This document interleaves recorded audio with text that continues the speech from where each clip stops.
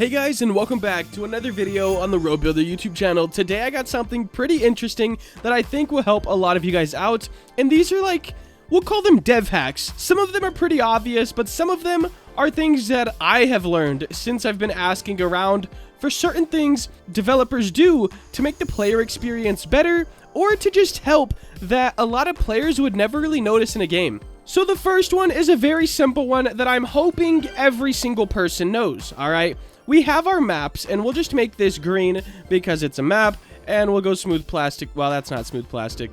Right there.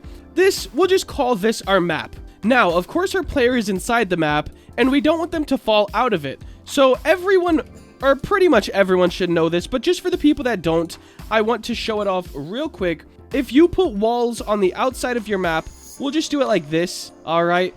And then you just make all of these walls invisible, like so, and make sure they're anchored. Now players will not be able to go outside of the playing area. Now guys, I know pretty much everyone should know that one, but I wanted to get the simple one out the way. Now, one more thing on this topic, players can still glitch through sharp corners. So if we have this, and I'll just make them pink for demonstration, if we have this, a player could glitch through this corner if they knew where it was. Now, on square maps, it's pretty easy to tell, but if you guys want to prevent this, for example, if there's another zone, or this would be a big problem if they got through, just use a cylinder, turn it like this, and scale it up, something like this, and now they can no longer glitch through that corner.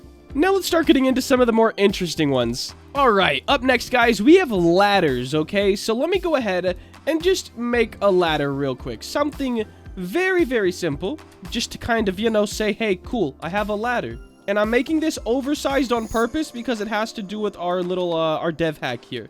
Alright, cool. So, here's our ladder, guys. And, of course, you will not be able to climb this. And I'll go ahead and show you guys. It's so far away.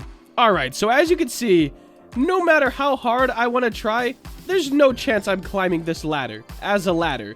But for example, say you wanted your game to have this massive aesthetic, so you needed a big ladder for some reason. All you have to do is get trusses. I don't think it's really a model that you could just spawn in anymore.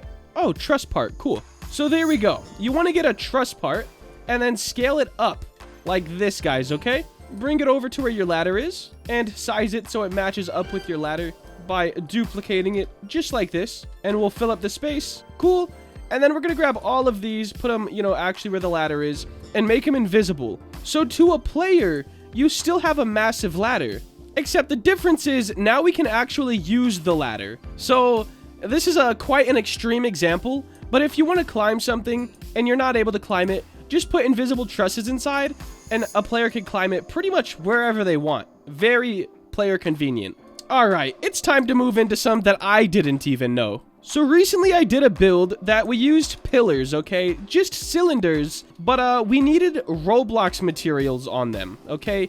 Now, if we have this, let me go ahead and duplicate it, put one over here as well, and let me go ahead and put a wall in between.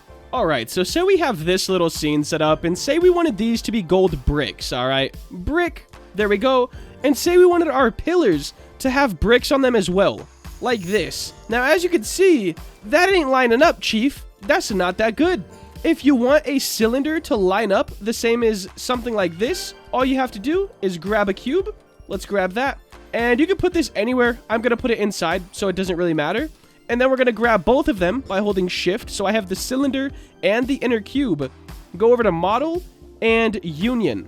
And then we're just going to put this back to bricks. And as you can see, now the bricks go the same way. Versus if you don't do that, you'll have them like this. So union this in the square inside, and now you have the material on the right way, and if you don't do it, it'll be the wrong way. I thought that one was super cool when I learned it. Here's another simple one that a lot of you guys will know. I do it all the time when I'm building on streams. For example, say we have this, okay? And we want the same gap maybe 10 times in a row. If you duplicate both and line up the middle one, you can get it exactly right. And then you just delete the middle one, and now these are the exact distance away from each other.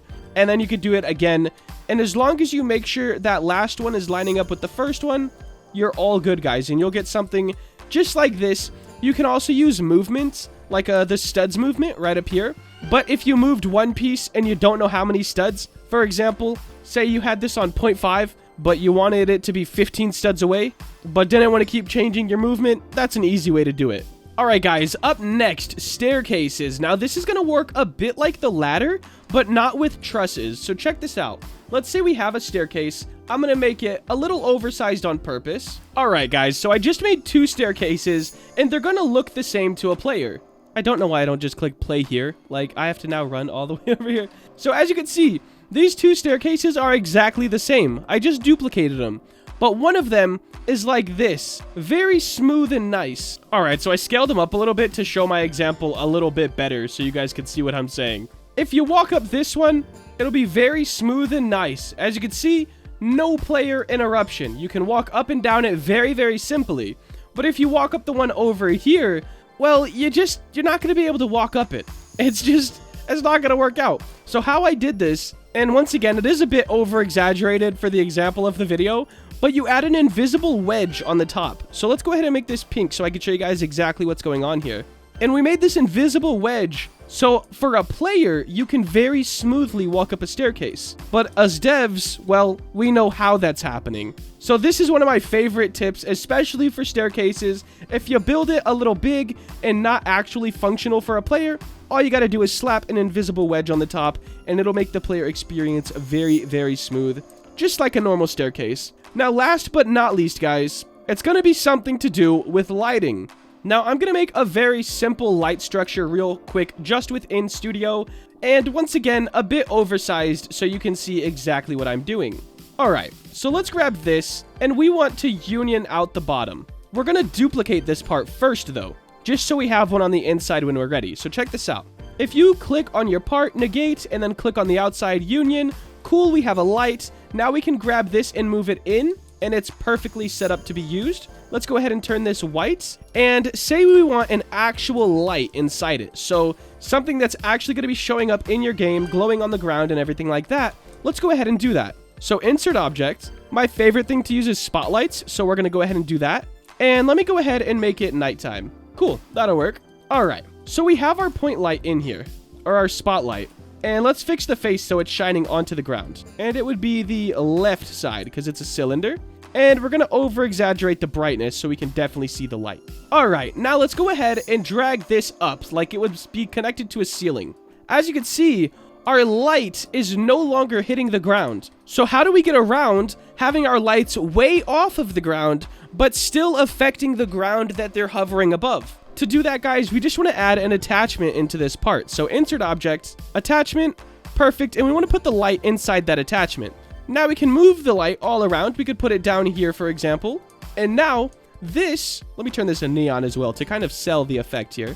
Oh, but turn the transparency down a little bit. Something like that. So now we have our light on the ground, even though this is way up here. So attachments and lights work hand in hand and is by far one of my favorite things. After I learned this, I was just like, yes, this is going to help my life tremendously.